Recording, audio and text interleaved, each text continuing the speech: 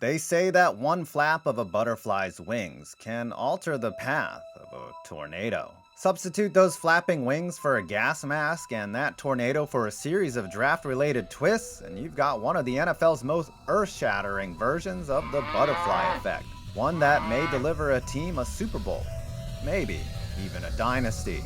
When Laremy Tunsil recorded himself sitting down on his couch smoking weed out of a gas mask, it changed not just the 2016 season, it changed the course of the NFL. Forever.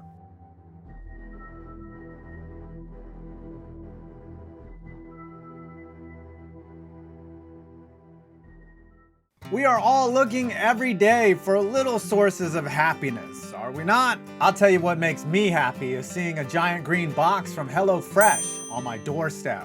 Let me tell you why. When you get meals from HelloFresh delivered right to your door, you know these things. The meal is going to be delicious, it's going to be easy to prepare and cook, you actually save 28% versus grocery shopping, and everything in the box is sustainable, and you're going to waste less food. When HelloFresh arrives, I can relax. I don't have to worry about going out or what I have to pick for dinner. It's all taken care of. Look at this garden spinach ricotta ravioli I'm making. It was quick to cook, low carb, and yummy. So after this video, click on the link below and go to HelloFresh.com and use the code 5points12 to get 12 free meals across 4 boxes and free shipping. Again, that's HelloFresh.com from the link below and use code 5points12 and get 12 free meals and free shipping. Have happiness sent right to your front door. HelloFresh. It's the 2021 NFL Draft, and the Miami Dolphins own the ammunition to make whatever moves they want. Teams are at their mercy. The 49ers needed Miami's approval to move up to take their quarterback of the future. And the Dolphins put themselves in position to take the best playmaker of the draft with the 6th overall pick. How did they get here? Well, weed, of course. It all starts in 2015 in Oxford, Mississippi, in the back of a police car. 20-year-old Laremy Tunsil, the 6'5", 300-pound left tackle for the Ole Miss Rebels, had been arrested for domestic violence. Tunsil would also have to sit in the first 7 games of his junior year after it was revealed that he received impermissible benefits from the school. But despite these 2 incidents, it didn't deter NFL scouts. His first game back in 2015 was against Texas A&M and their future number 1 overall pick, Myles Garrett. Tunsil refused to allow a sack against the future Brown, and his stock rose from mid-first rounder to the presumed first selection in the 2016 draft. The media began singing his praises.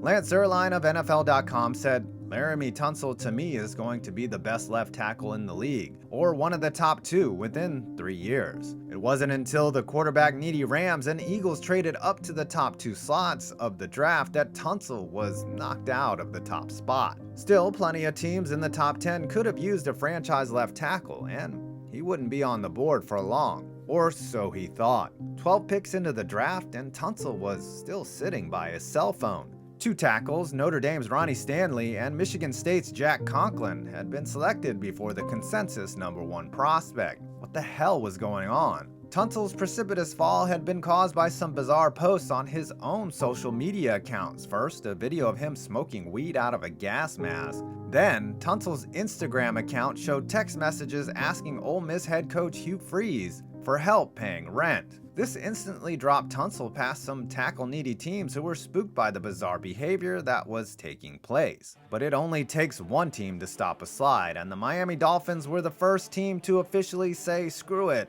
and rolled the dice on one of the best prospects in the draft. Immediately after, Tunsil addressed the videos and said his accounts had been hacked. I mean, like I said, somebody hacked my account, and I was just preparing for the worst, man. Like I said, I'm just blessed just to be in this position, man. Fair enough. It was time to move forward. In 3 years with the Dolphins, Tunsil proved he was worthy of more than a 13th overall pick, making the all-rookie team in 2016 and sliding from guard over to tackle, where he protected Ryan Tannehill's blind side, even helping them reach the playoffs for the first time in 8 years. Unfortunately, Adam Gase. Dolphins management opted for an outright tank after 3 years of mediocrity. Minkah Fitzpatrick, gone. Kenyon Drake, gone. Tannehill, also gone. Laremy Tunsil, the man who found himself in South Florida by accident, was getting shipped too. From the Dolphins to a burgeoning contender, the Houston Texans. In return for the two-time Pro Bowl tackle and Kenny Stills, the Dolphins got back 2 first-rounders and a second-round pick. The Dolphins' tank was spoiled by, get this, a competent head coach, as well as a sprinkling of Fitzmagic to end the season 5-11, beating the rival Patriots on the road to finish on a high note. Tank for Tua had been the motto all year, but with the emergence of LSU's Joe Burrow, it meant Tua might slip further in the draft. It's what they call having your cake and eating it too. With 2 picks left in the first round, Miami wasn't done making moves. The 18th overall pick, their compensation for Minkah Fitzpatrick, was spent on USC's left tackle, Austin Jackson. Then they made a move that could forever change the fortunes of an NFC team, as well as one of the greatest QBs of all time. Oh, we traded up with the Dolphins! Oh shit, we're gonna pick a first rounder! Oh, give me Patrick Queen! Oh, come on! Give me Queen or give me Mims. The pick is in! The pick is in! We moved up 4 spots and we gave up a 4th. Oh, who are we gonna get? Mims? Queen? Please God, not Jordan Love. With the 26th pick in the 2020 NFL Draft, the Green Bay Packers select Jordan Love, quarterback, Utah State. Are you me? Just hold on 1 second. Just one.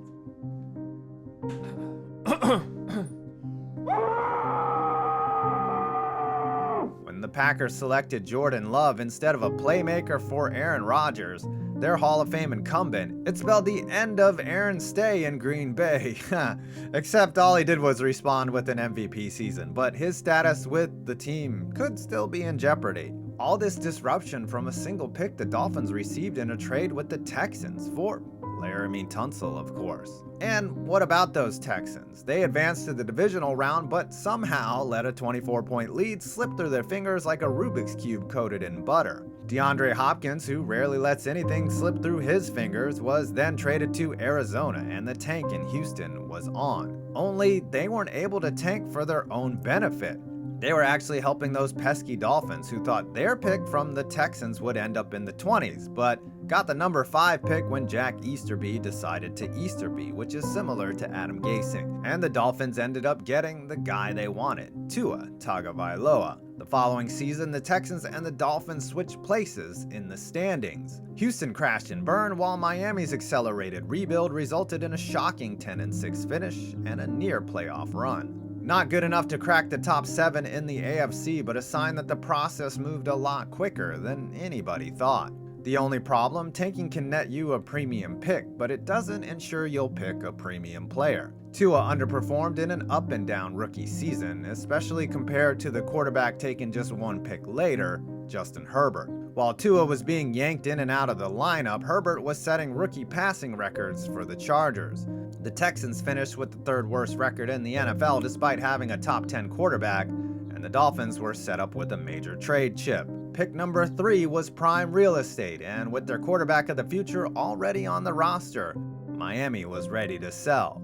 The dominoes kept falling. Tired of closed eyes interceptions and plenty injuries from Jimmy Garoppolo, Kyle Shanahan worked a trade that netted him the chance to draft a replacement. That or his sexuality was threatened by the handsomest quarterback in the NFL, a problem Matt LaFleur nor Kevin Stefanski have. Either way, Miami handed over the 3rd pick in exchange for pick number 12, first rounders in the next 2 drafts, and a 2022 3rd rounder. The rich got richer, and the Dolphins introduced themselves as the foremost movers and shakers of the 2020s. And they didn't waste any time sliding their chips to the middle of the table. Within minutes of finalizing the deal with the Niners, the Dolphins re-entered the top 10, this time swapping picks with the Philadelphia Eagles to land the 6th overall pick. Translation, the best receiver in the draft class, either Jamar Chase, Kyle Pitts, or Devonta Smith. Smith being the likely target, as Tua likes having receivers that are true separators. Oh, and I think they know each other somehow. So what lessons can we take from the Dolphins? First, fortune favors the bold when it comes to the draft. Not Giants bold or Raiders Twitter bold, where you take a second rounder in the top 10, but stepping up and taking calculated risks in real time. Everyone in the NFL was thrown off by Laremy Tunsil's fateful Bong hit, all because of video confirmation that a college student shockingly acted like a college student. The Dolphins calculated in real time that the value was too good to pass up, and they were the team bold enough to pull the trigger and stop Tunsil's slide.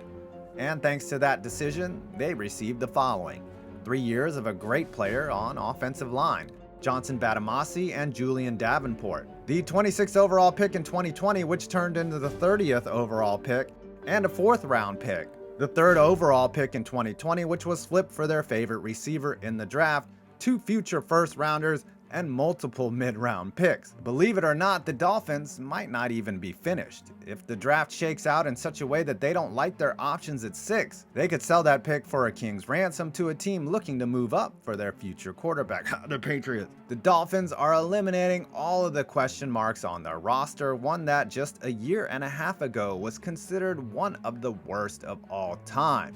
But there's still one question I haven't answered. Who's responsible for all of this? Who hacked Laremy Tunsil's account? Who would have wanted to tank Laremy Tunsil's draft stock, costing him about $10 million and embarrassing him on the biggest night of his life? Remember how in 2015 Laremy was arrested for a domestic violence dispute? Well, according to records, that incident involved his stepfather, Lindsey Miller, whom Tunsil had punched, and Miller actually sued Tunsil afterwards. Tunsil stated that he was defending his mother. Either way, though he had possible motive, Miller has vehemently denied leaking the video. The Dolphins claim they figured out who leaked the video in 2016, claiming a former financial advisor for Tunsil was the culprit. However, in 2017, SB Nation reported that though Tunsil likely knows who did the hacking, we will never know, as he is not willing to make that information public. If they manage to win a Super Bowl in the next 10 years, the Dolphins have an unnamed mystery man to thank for knocking over the domino.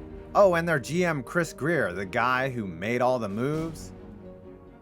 And here we are, those tiny butterfly wings still flapping. F***ing shit up.